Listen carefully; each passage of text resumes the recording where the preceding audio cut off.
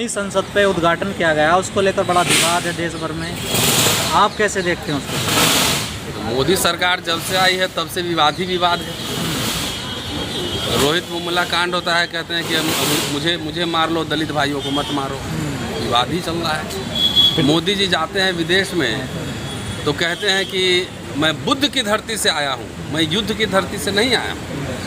8 साल तो हो गया उनका पूरा ड्यूरेशन। वो बता दें कि बुद्ध की परंपरा से कौन सा काम इस देश में किए, एक भी काम बता दें। सर उद्घाटन तो क्या है ये देखिए। नहीं, आप सवाल आप पहले सुन लीजिए ना। अब आप लोगों को क्या है, मिर्ची जैसे सिर्फ ऐसे पिन मार देना। बुद्ध की परंपरा, उद्घाटन बुद्ध की परंपरा से हुआ है। कैसे जर्नलिस्ट हैं आप? उद्घाटन हुआ, वहाँ पंडित जी बैठ के मंत्रोच्चार कर रहे हैं। आप इतना भी वो तो कह रहे हैं बुद्धि हिंदुओं की इकाई है, ये जो बौद्ध धर्म वाले हैं। कहने से थोड़ी है, बौद्ध लिटरेचर तो पहले पढ़ें। जबरदस्ती के वो तो जिससे हार जाएगा वो सबको बोल देगा कि इकाई ही है, जिससे हारेगा सबको इनकॉर्पोरेट करेगा।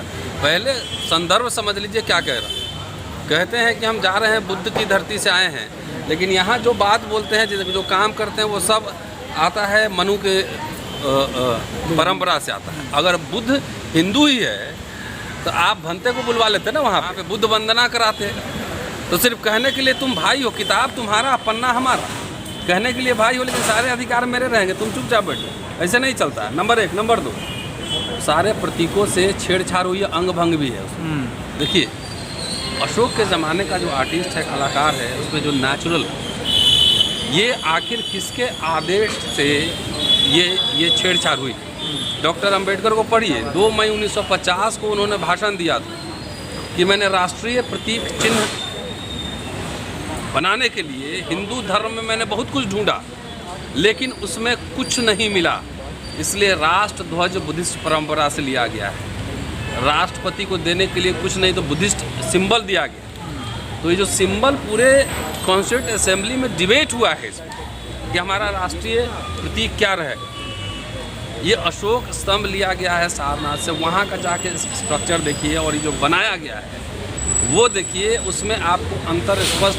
वो एक शांति मुद्रा में, शांति मुद्रा में से क्या मतलब कि उस राज्य में जहाँ पे कि शांति से, शेर भी शांति से रहते हैं, और आप जो दिखा रहे हैं पूरा एकदम आदमखोर, इसका क्या सिंबलिज्म का मतलब होता है? सारे सिंबल, सारे कलर जो है ना बदले जा रहे हैं, सब भगवा हो रहा है।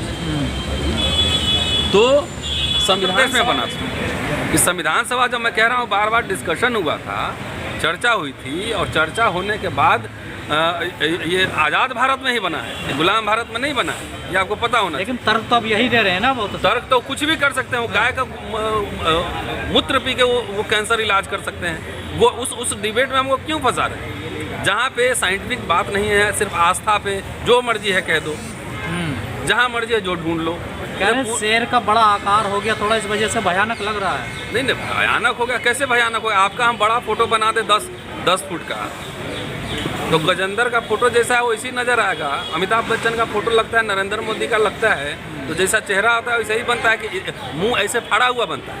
सर वो कह रहे हैं दांत हैं तो दिखेंगे ना सर।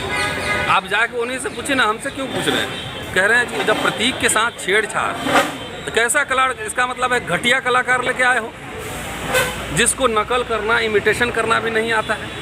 घटिया कलाकार पे हजारों करोड़ रुपया खर्च किया होगा ना, ये क्यों नहीं मानते? सर राष्ट्रीय प्रतीक के साथ छेड़छाड़ हुई तो कार्रवाई भी तो होनी चाहिए सर। यही तो मैं कह रहा हूँ, आप लोग उठाइए इस बात को।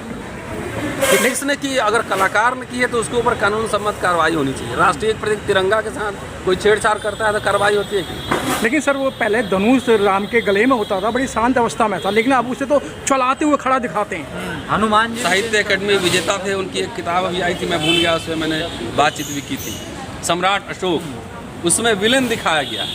तो जितने ऐसे प्रतीक हैं जो इनके विचारधारा में, इनके जो ब्रह्म विचारधारा में कह रहा हूँ, अभी हिंदू राष्ट्र नहीं बना रहे हैं, ब्रह्म राष्ट्र, वर्ण राष्ट्र बनाने जा रहे हैं, जिसमें वर्ण के हिसाब से सब अपना काम करेंगे। हिंदू राष्ट्र जो है ना एक मिसनोमर है, उसमें सब लोग समझ लेता है कि अच्छा है, बैकवर्ड दलित सब समझ लेता है कि हम भी तो हिंदू ही हैं, तो गलत धारणा।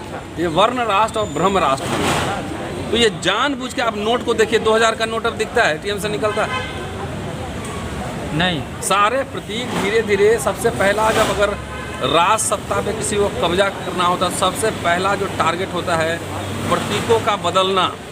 प्रतीकों पर कब्जा करना। तो जितने ऐसे बौद्ध परंपरा से सेकुलर स्टेट को सिंबलाइज करने वाले प्रतीक थे, उस सबको जो है धीरे धीरे इंटेंशनली किया जा रहा है।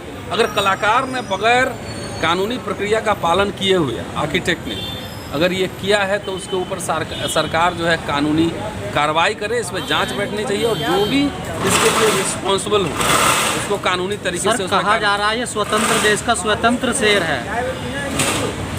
जब शेर बना था उस समय, आप लोग इतिहास नहीं पढ़ते हैं ना, कैमरा लेके घूमते रहते हैं सिर्फ। वो जो अशोक स्तंभ में बना, ये पता लगाया जाना चाहिए। आप लोग पत्रकार हैं, RTI लगाइए कि ये जो चेंजेस आया है, ये आर्किटेक्ट ने ये अपने स्वतः किया है या जो अर्बन डेवलपमेंट मिनिस्ट्री है उसके आदेश पे हुआ है या PMO के आदेश पे हुआ है। क्योंकि इस राष्ट्रीय प्रतीकों के साथ छेड़छाड़ एक क्रिमिनल ऑफेंस है, एक आपराधिक मामला है। आप देखते हैं कि झंडा को लेके कोई लपेट लेता है या कुछ अपमान करता है तो उस पर मुकदमा होता है कि नहीं? होता ही है। तो इस इम्पॉर्टेंट प्रतीक है अशोक स्तंभ, इसके साथ अगर छेड़छाड़ हुई है तो ये भी क्रिमिनल एक्ट है। और मेरी जहाँ तक जानकारी है, मैंने कई कानूनवेताओं से बात की है कि कोई भी राष्ट्रीय प्रतीक में अगर बदलाव करना हो, छेड़छाड़ नहीं, बदलाव और छेड़छाड़ में अंतर होता है। ये बदलाव करना हो तो दोनों सदनों की सहमति, राज्यसभा और लोकसभा दोनों कह रहा हूँ, संसद के दोनों सदनों की सहमति जरूरी है, तब जाके उसमें कुछ बदलाव आ सकता है। लेकिन मैं आपको ये कह रहा हूँ, ये सरकार है, ये इसके 100 मुंह हैं, RSS के 100 शाखाएं हैं, कुछ बोलता है कुछ और, करता है कुछ और है, सब ये करता है। तो ये जानबूझ के इस तरह से जो प्रतीक हैं, जो जैसे अशोक उनकी नज़र में ठीक नहीं है।